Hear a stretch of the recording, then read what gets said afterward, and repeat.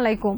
চীনের সাথে গালওয়ান উপত্যকায় সংঘাতের পর ভারত রাশিয়ার কাছ থেকে ৩৩টি যুদ্ধবিমান ক্রয় করতে যাচ্ছে। এভিয়েশন বিশেষজ্ঞদের পক্ষ থেকে বলা হয়েছে, চীনের মোকাবেলায় ভারত রাশিয়ার কাছ থেকে ভুল যুদ্ধবিমান কিনতে যাচ্ছে। রাশিয়ার এসব MiG-29 আর ACU-30 যুদ্ধবিমান চীনের মোকাবেলায় তেমন কাজে আসবে না। বিশেষ করে ACU-30 যুদ্ধবিমান উঁচু পাহাড়ি এলাকার জন্য উপযুক্ত নয়। বিডিভিউস ইনফোটেইনমেন্টে স্বাগত জানাচ্ছি, আমি সাবরিনা কাজী। আজ আমরা ভারতের যুদ্ধবিমান কেনার নানা তথ্য আপনাদের জানাবো।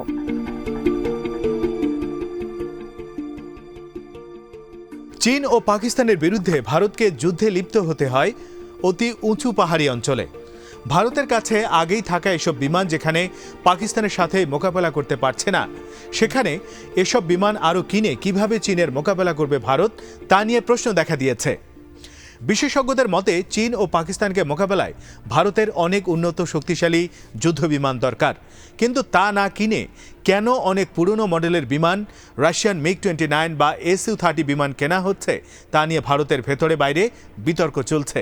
ভারত 2012 সালে 126টি ফ্রান্সের রাফায়েল যুদ্ধবিমান ক্রয়ের সিদ্ধান্ত নিয়েছিল, কিন্তু নরেন্দ্র মোদী 2015 সালে ফ্রান্স সফরের সময় 126টি রাফায়েলের পরিবর্তে মাত্র 36টি রাফায়েল বিমান ক্রয়ে চুক্তি করে। বিশেষজ্ঞদের মতে, MiG-29 আর ACU-30 এর পরিবর্তে রাফায়েল বিমান ভারতের জন্য অনেক বেশি উপযুক্ত আর ভালো পদক্ষেপ হতে পারে, কিন্তু রাফায়েলের মতো পশ্চিমা শক্তিশালী বিমানের পরিবর্তে রাশিয়ান মিগ কেনার সিদ্ধান্তের পর কংগ্রেস আবারও সরব হয়েছে মোদী সরকারের সমালোচনায়।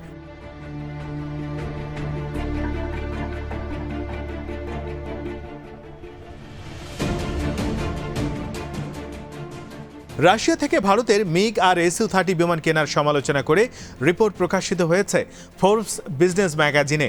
এতে লেখা হয়েছে, ভারতের বিমান বাহিনীর নতুন যুদ্ধ বিমান দরকার। গালওয়ান ভ্যালিতে চীনের সাথে রক্তাক্ত সীমান্তে সংঘাতের আগেই তাদের নতুন শক্তিশালী যুদ্ধ বিমান দরকার ছিল, আর হিমালয় সীমানা নিয়ে চীনের সাথে সাম্প্রতিক বিরোধের জের ধরে তাদের এই বিমানের প্রয়োজনীয়তা আরও তীব্র হয়। 15 জুনের ঘটনায় 20 ভারতীয় সৈন্য নিহতের ঘটনা স্বীকার করেছে ভারত, তবে চীনের সৈন্য নিহত হওয়া বিষয়ে চীন কোনো তথ্য প্রকাশ করেনি।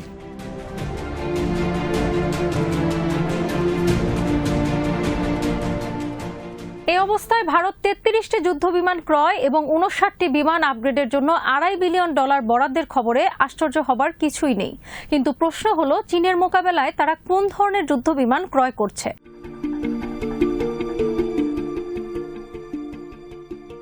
ভারত রাশিয়া থেকে 21টি MiG-29 যুদ্ধবিমান ক্রয় করবে। এছাড়া রাষ্ট্রীয় প্রতিষ্ঠান হিন্দুস্তান অ্যারোনটিক্স লিমিটেড থেকে 12টি রাশিয়ান মেড ACU-30 MKI যুদ্ধবিমানের অর্ডার করবে। MiG-29 বিমান ক্রয়ের সিদ্ধান্তে অনেকে বিস্মিত। তাদের প্রশ্ন, যেখানে এই বিমান দিয়ে ভারত পাকিস্তানকে মোকাবেলা করতে পারছে না, সেখানে চীনের কাছে তাদের নিজস্ব তৈরি 5ম প্রজন্মের কয়েক ধরনের শক্তিশালী যুদ্ধবিমান রয়েছে। এছাড়া চীনের কাছে আরও অনেক ধরনের শক্তিশালী যুদ্ধবিমানও রয়েছে।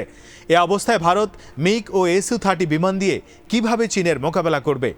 ভারতের কাছে আগে থেকে বিদ্যমান MiG-29, MiG-21 বিমান নিয়ে অভিযোগের অন্ত নেই।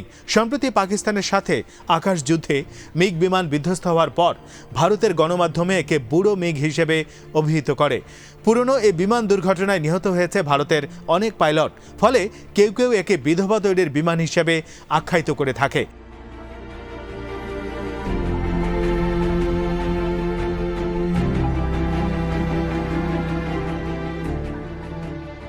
অপরদিকে ACU-30 বিষয়ে এভিয়েশন বিশেষজ্ঞদের অভিমত হলো, এই বিমান পাহাড়ি অঞ্চলে অভিযান পরিচালনার জন্য উপযুক্ত কোনো যুদ্ধ বিমান নয়। ভারতের কাছে বর্তমানে 272টি ACU-30 এবং 65টি MiG-29 বিমান রয়েছে।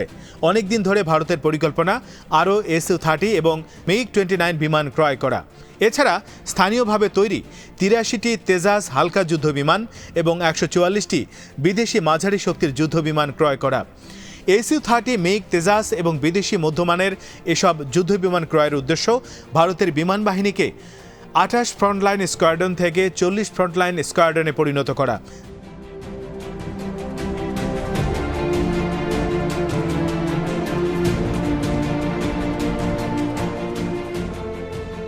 বর্তমানে ভারতের যুদ্ধবিমানের মধ্যে রয়েছে রাশিয়ান MiG-21, MiG-29, ACU-30, ফ্রান্সের মিরেজ 2000, ভারতীয় তেজাস আর যুক্তরাজ্যের জাগুয়ার বিমান। MiG-29, মিরেজ 2000, Su-30, তেজাস এগুলো চতুর্থ প্রজন্মের যুদ্ধবিমান। ভারত ফ্রান্সের কাছে 36টি বহুমুখী রাফালে যুদ্ধবিমান ক্রয় চুক্তি করেছে। এরোস্পেস এবং এভিয়েশন বিশেষজ্ঞদের মতে রাফালে, Su-30 এবং MiG-29 এসব মধ্যম মানের যুদ্ধবিমান।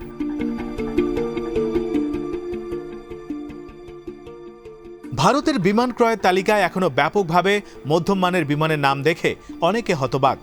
এভিয়েশন বিশেষজ্ঞ টম কুপারের মতে রাশিয়ান Su-30 কাগজে কলমে অনেক শক্তিশালী, বাস্তবে পশ্চিমা যুদ্ধবিমানের বিপরীতে এর সক্ষমতা এবং দক্ষতা অনেক কম। টম কুপারের মতে রাশিয়ার মিগ বা Su-30 কেনার চেয়ে ভারতের উচিত ছিল ফ্রান্সের রাফেল বিমান আরও বেশি ক্রয় করা। টম কুপার ভারতের নতুন এ যুদ্ধ বিমান কেনা বিষয়ে লিখেছেন, ভারতের কাছে 200 থেকে 250টি Su-30 আছে, কিন্তু তারপরও প্রতিবেশী কোনো জঙ্গি ঘাঁটিতে হামলার ক্ষেত্রে আপনাদের প্রয়োজন প্রায় 40 বছরের পুরনো মিরেজ 2000। 2019 সালে ভারত পাকিস্তান নিয়ন্ত্রিত কাশ্মীরে হামলা শুরু করে মিরেজ বিমানের মাধ্যমে, আর এ আকাশযুদ্ধে ভারতের একটি MiG-21 বিমান বিধ্বস্ত হয়।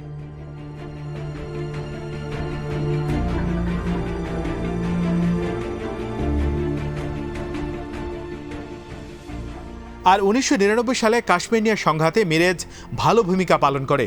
রাশিয়ান যুদ্ধবিমানের সাহায্যে কাশ্মীরের উঁচু পাহাড়ি এলাকায় হামলা চালাতে সমস্যায় পড়ে ভারত। টম কুপারের মতো গত কয়েক দশকে রাশিয়ান তৈরি Su-30 এর চেয়ে ভারতের জন্য মিরেজের ভূমিকা ছিল অনেক বেশি ভালো। মিরেজের উন্নত সংস্করণ হলো রাফায়েল। ভারতের জন্য বর্তমানে ভালো পদক্ষেপ হতো অধিক পরিমাণে রাফায়েল যুদ্ধবিমান সংগ্রহ করা, কিন্তু তারা মাত্র 36টি রাফায়েল যুদ্ধবিমান সংগ্রহ করতে যাচ্ছে। ভূমিতে নিখুঁত হামলা পরিচালনার ক্ষেত্রে Su-30 বর্তমানে অনেক পেছনে রয়েছে। তাছাড়া চীন ও পাকিস্তানের বিরুদ্ধে ভারতের লড়াই করতে হচ্ছে উঁচু পাহাড়ি এলাকায়। এসব উঁচু এলাকায় তাদের তৈরি করতে হচ্ছে সামরিক ঘাঁটি, কিন্তু উঁচু পাহাড়ি এলাকায় এসব সামরিক ঘাঁটিতে Su-30 বিমান পরিচালনা উপযুক্ত নয় কুপারের মতে।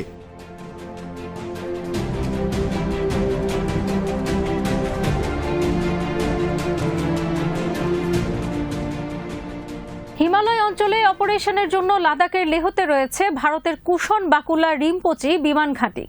ভারতীয় আর্মি বর্তমানে লেহ এবং একটি সেনা ছাউনির মধ্যে রাস্তা নির্মাণ করেছে, আর লাইন অফ অ্যাকচুয়াল কন্ট্রোল থেকে মাত্র কয়েক মাইল দূরের এই রাস্তায় সম্ভবত বর্তমান চীন ভারত সংঘাতের কারণ।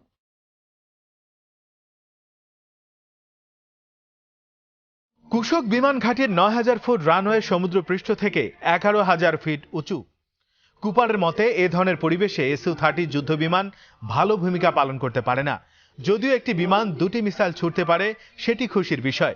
আর প্রতিবার অভিযান পরিচালনার পর Su-30 বিমানের ডিস ভেঙে যায় এবং টায়ার বদলাতে হয়। কুপার লিখেছেন, তবে Su-30 এর চেয়ে MiG-29 এর ভূমিকা পাহাড়ি লে অঞ্চলে কিছুটা ভালো, কিন্তু তারপরও বলার সুযোগ নেই যে পুরনো এই MiG-29 ভারতের জন্য কোনো ভালো পছন্দ। এগুলো পুরনো মডেল, আর রাশিয়ান শ্রমিকরা এগুলো ঘষামাজা করবে ভারতের কাছে হস্তান্তরের আগে। এগুলো ভারতের বর্তমান প্রয়োজনের তুলনায় ঠিক উপযুক্ত যুদ্ধবিমান নয়।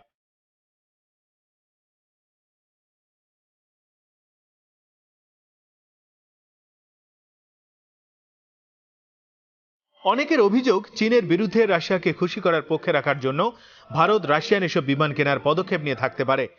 Su-30 বিমান ক্রয়ের মাধ্যমে হয়তো ভারতের অর্থ ভারতে থেকে যাবে, কারণ এসব বিমান ভারত রাশিয়ার কাছ থেকে লাইসেন্স নিয়ে তৈরি করে।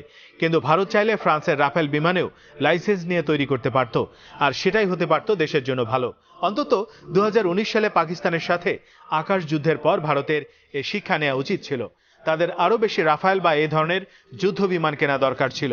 মনমোহন সিং সরকারের সময় 2012 সালে ভারতীয় বিমান বাহিনী 126টি রাফায়েল বিমান ক্রয়ের জন্য বাছাই করে দরদাম ঠিক করার পর, কিন্তু নরেন্দ্র মোদী 2015 সালে প্যারিস সফরের সময় 36টি রাফায়েল বিমান কেনার ঘোষণা দেন। ফলে বাতিল হয়ে যায় 126টি রাফায়েল বিমান ক্রয়ের সিদ্ধান্ত। এই ঘটনায় তখন কংগ্রেস নেতৃবৃন্দ তীব্র সমালোচনা করেন নরেন্দ্র মোদীর।